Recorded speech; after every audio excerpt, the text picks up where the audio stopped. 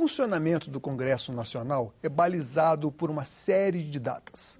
A abertura dos trabalhos, a aprovação da Lei de Diretrizes Orçamentárias no mês de julho, a aprovação da Lei Orçamentária Anual, antes do recesso em dezembro. A agenda, no entanto, é determinada pelo presidente e pelos líderes, e não raro tem que atender a algumas providências urgentes. Para conversar sobre a agenda legislativa deste segundo semestre, Cidadania convidou o consultor do Senado Federal, Gilberto Guerzoni. Seja bem-vindo, Gilberto. Obrigado. Estamos num ano de eleição, o que significa um funcionamento um pouco diferente dos anos, digamos assim, os anos que não há pleito nos estados, aqui no Distrito Federal nós não temos, mas nos estados exigem a presença dos parlamentares. O que há de típico neste ano em que é ano de eleição? Bom, normalmente em todo semestre, segundo semestre de ano eleitoral, e no Brasil nós temos eleições a cada 2 anos, então sempre nos anos pares a gente tem eleições no Brasil, seja eleições nacionais, seja eleições municipais, como é o caso. O Congresso sempre tem um funcionamento especial. São os esforços concentrados. Exatamente. Os parlamentares têm que ter condições de voltar aos seus estados e participar das campanhas eleitorais. Ainda que muitas vezes eles não sejam candidatos, eles mesmos. Dessa eleição, por exemplo, nós temos vários deputados e senadores que são candidatos nos seus municípios, mas a grande maioria não é. Mas eles têm que participar das eleições. Isso é natural no regime democrático. Democracia implica eleições e a participação dos políticos. Então, no Congresso se fazem esforços concentrados nesse período, ou seja, durante algumas semanas os parlamentares vêm a Brasília para participar das votações, para que a agenda legislativa não pare, para que o processo legislativo não pare, e no restante do período, apesar do Congresso continuar funcionando, nós teremos sessões aí durante todo esse período eleitoral, não haverá deliberações nesses dias em que não há esforços concentrados. Bom, as eleições serão no dia 7 de outubro. Do dia 8 de outubro até o dia em que a agenda legislativa marca, se não me engano, 22 de dezembro, que é a data limite para que seja aprovada a lei orçamentária anual. Ou seja, mas isso costuma dar muita discussão quando o governo e a oposição divergem quanto à aprovação dessa lei lá. Não seria o caso este ano, porque a oposição é francamente minoritária e a base do governo muito maior. Ocorre, porém, que há alguns temas que precisam ser votados ainda este ano. Quais são esses temas? Só lembrando que nós temos o primeiro turno no dia 8 de outubro. Mas nós teremos também, nas grandes cidades do Brasil, são poucas, mas são significativas, um segundo turno. Então, as eleições, ainda teremos um segundo turno no dia 29, no dia 28 de outubro. As eleições são no primeiro e no último domingo de outubro.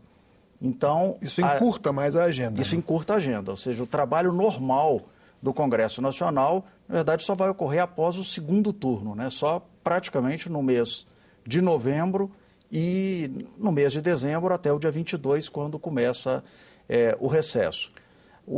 Esse ano, há alguns temas que devem marcar a agenda legislativa.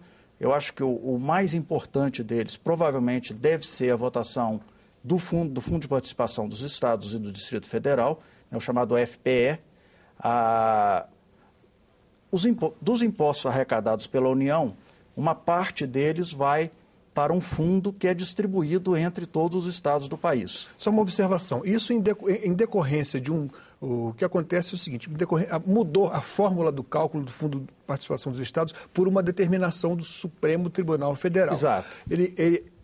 Esse cálculo, que vinha desde a Constituição de 1988, precisou ser mudado em função de que não atenderia mais a redução ao objetivo, que é reduzir as desigualdades entre os estados. Mas só que esse prazo de até o final deste ano, ele gera uma premência maior, porque um outro fator que também entra no cálculo do Fundo de Participação dos Estados, que são os royalties do petróleo, a distribuição dos royalties. É isso? Os royalties, que é um debate que já vem desde o ano passado, esse debate foi acirrado pela questão do pré-sal, a descoberta das reservas do pré-sal levou um acirramento no debate sobre os royalties, uma vez que se imagina que haverá uma arrecadação significativa desses valores.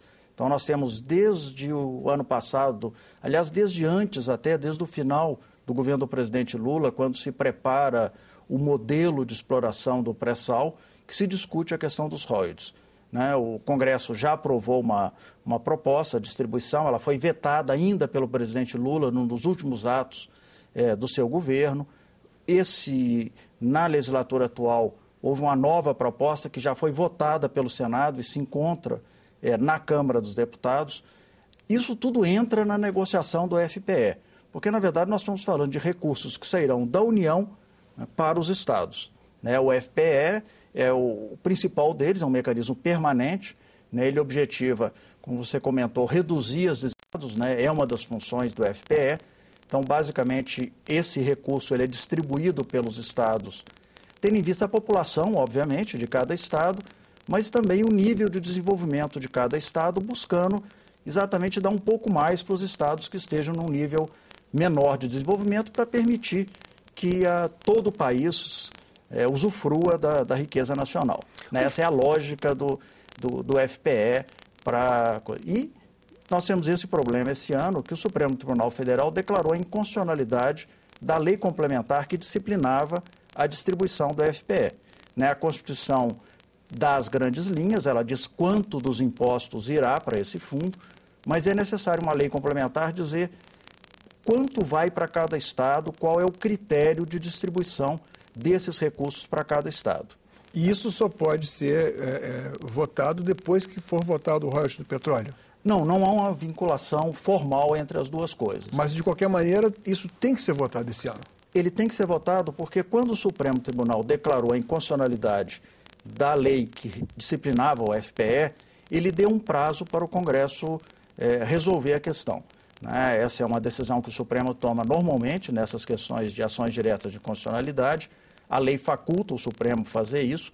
Ele declarou que a lei, hoje em vigor, ela não é compatível com o texto da Constituição vigente. Mas não há conflito de poderes nesse caso?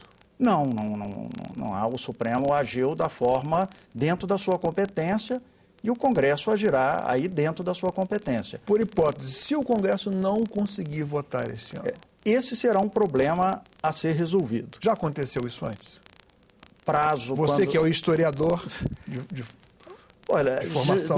Há vários momentos em que o Congresso não conseguiu disciplinar determinadas matérias. Né? Às vezes o conflito político por trás dessa decisão torna difícil que se chegue em algumas decisões. Me dê um exemplo. Por exemplo, nós podemos falar da questão da criação dos municípios. Nós tivemos uma emenda constitucional número 15, que modificou a forma de criação dos municípios.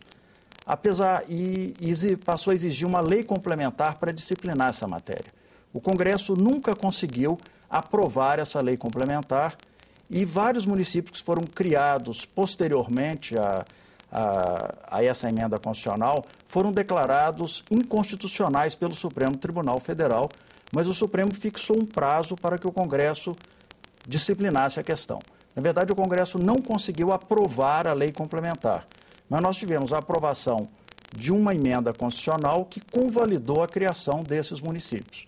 Ou seja, a dinâmica política acaba levando ao equacionamento desse tipo de problema. Alguma casa já construída em que pessoas já estão morando há muito tempo e que depois se vota o habite-se. Exato, alguma coisa tem que ser feita. No caso especificamente do FPE, não há ainda como se imaginar o que ocorrerá caso o Congresso não tenha condições de votar a lei que vai disciplinar, né? Porque o Supremo deu esse prazo. Ele declarou essa lei hoje em vigor é inconstitucional, mas essa decisão tem um diferimento. Ela vai continuar em vigor até o final deste ano, de 2012, justamente porque se nós tivermos um vácuo jurídico... Não pode haver uma anomia, uma ausência de lei. Nós teremos um problema gravíssimo, uma vez que os estados passariam a não poder receber os recursos do FPE e boa parte dos estados brasileiros, né, especialmente aqueles estados com a menor arrecadação, precisam do recurso do FPE para pagar os seus servidores, manter as suas escolas, manter seus hospitais, fazer estradas, Sem esse dinheiro, os estados parariam. Então, o Supremo teve o cuidado de dar esse prazo. Mas eu